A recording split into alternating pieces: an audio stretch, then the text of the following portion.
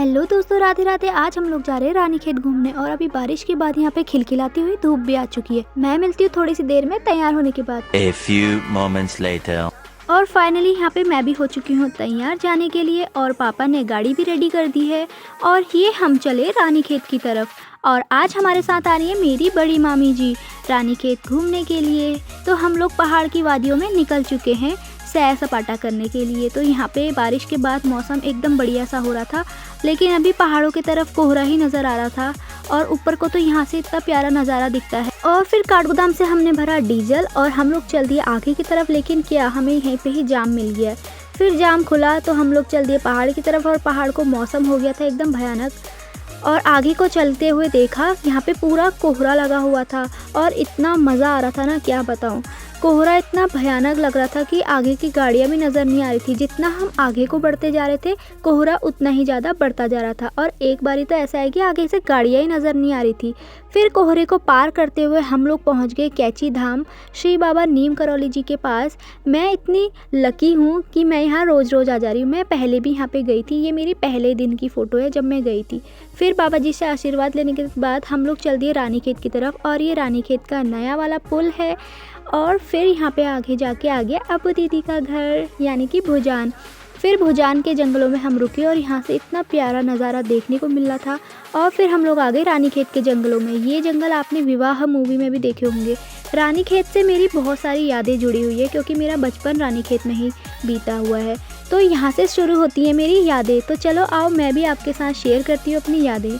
ये है रानीखेत के माल रोड का एरिया और यहाँ पे ना हम लोग दूध देने आते थे क्योंकि हमारी ताई जी लोग यहीं रहते थे और उनके पास गाय हुआ करती थी। तो ये पूरा एरिया हम लोग दूध बांटने आते थे। और यहाँ से ऊपर को मार्केट के लिए शॉर्ट रास्ता है और नीचे को पूरा गनियादोली होते हुए जाते थे। तो हमें अभी यहाँ से शॉर्टकट जाना था। तो यहाँ पे माल रोड के जंगलों का आनंद लेते हुए मैं भी चल रही थी आगे की तरफ को। और आगे आ गया यहाँ पे नर्सिंग ग्राउंड, जहाँ पे पहले से हम बचपन में नुमाइश, जैसे यहाँ हल्द्वानी में नुमाइश लगती है वैसे रानीखेत की नुमाइश इसी ग्राउंड में लगती है।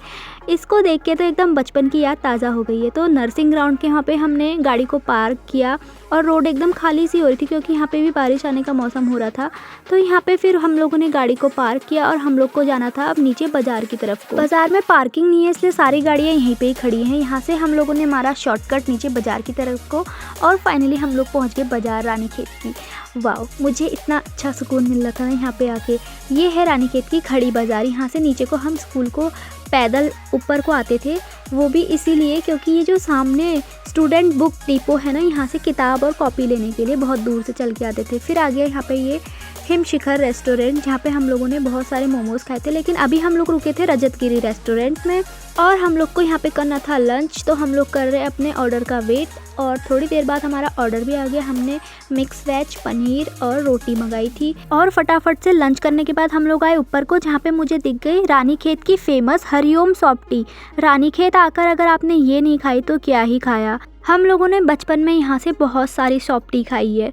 और यहाँ पे ऊपर आते आते मेरी नज़र पड़ी इस पे, इसमें क्या कमी है कमेंट करके ज़रूर बताना।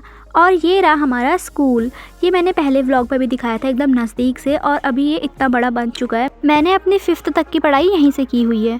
फिर आगे हम लोग गाड़ी के पास और ये रहा नर्सिंग ग्राउंड का गेट नंबर 2 और पूरा ग्राउंड इतना बड़ा अभी इतने अच्छे से दिख रहा है। और यहाँ से मनकामनेश्वर मंदिर का रास्ता भी है और केवी स्कूल का रास्ता भी है। और फिर हम लोग बैठ गए गाड़ी में हल्द्वानी की तरफ वापसी आने के लिए और नर्सिंग ग्राउंड को बाय बाय बोल के हम लोग ऊपर की तरफ चल दिए वापस माल रोड के जंगलों की तरफ को। अभी मैंने रानीखेत की कुछ यादें ही आपको बताई हैं, अगले व्लॉग में मैं आपको पूरा डिटेल से बताऊंगी। तो हम लोग पहुंच गए खैरना गर्म पानी और यहाँ पे मम्मी लोग ले रहे हैं सब्जी क्योंकि मम्मी लोग को सब्जी दिख गई थी। और फिर वापस कैची धाम आ गए और यहाँ पे बाबा जी से आशीर्वाद लेके हम लोग ऊपर की तरफ बढ़े। और ऊपर की तरफ क्या देखा, कोहरा अभी भी लगा हुआ है। हल्द्वानी में इतनी गर्मी और यहाँ पे इतना कोहरा इतना घना था कि भीमताल की ताल ही नज़र नहीं आ रही थी। लेकिन ताल में अभी भी बोटिंग हो रही थी। सारी गाड़ियाँ वहाँ से लाइट जलाते हुए आ रही है, इसका मतलब आगे ज़्यादा कोहरा लगा हुआ है। भीमताल इतना सुंदर लग रहा था, ताल तो नज़र नहीं आ रही थी लेकिन कोहरा पूरा सा लग रहा था, बादल नीचे आ चुके हैं। और यहाँ पे सारी गाड़ियाँ लाइट जला के आ रही है तभी दिख रही है, वरना गाड़ियाँ दिख ही नहीं रही थी। तो कोहरे को पार करते हुए हम लोग थोड़ा आगे पहुँचे जहाँ पे मुझे भुट्टे दिख गए। तो हम लोग यहाँ पे रुके भुट्टे खाने के लिए और अंकल हमारे लिए ताज़े ताज़े भुट्टे गर्म कर रहे हैं। और भुट्टे और पहाड़ प्लस कोहरा, इतना मज़ा आ रहा था ना क्या ही बताएं। तो ये भुट्टा मेरे सारे सब्सक्राइबर्स के लिए, और कमेंट करके ज़रूर बताएं आपको भुट्टा कैसा लग रहा है। तो यहाँ पे अंकल लोग आग बुझाने लग गए क्योंकि वो लोग अपने घर जा रहे हैं अब, क्योंकि रात होने लग गई थी और हमें भी जाते जाते यहाँ पे इतना अंधेरा तो हो ही चुका था। अभी हमें जाना था उतने नीचे जहाँ पे लाइट जली हुई दिख रही है, वो है हल्द्वानी शहर। तो हम लोग अंधेरे को चीर फाड़ करते हुए आगे पहुँच गए हल्द्वानी में। तो हम लोग फाइनली पहुँच गए हैं अपने घर। तो अब मैं बाकी की यादें आपको अगले व्लॉग में दिखाऊंगी, तब तक के लिए राधे राधे।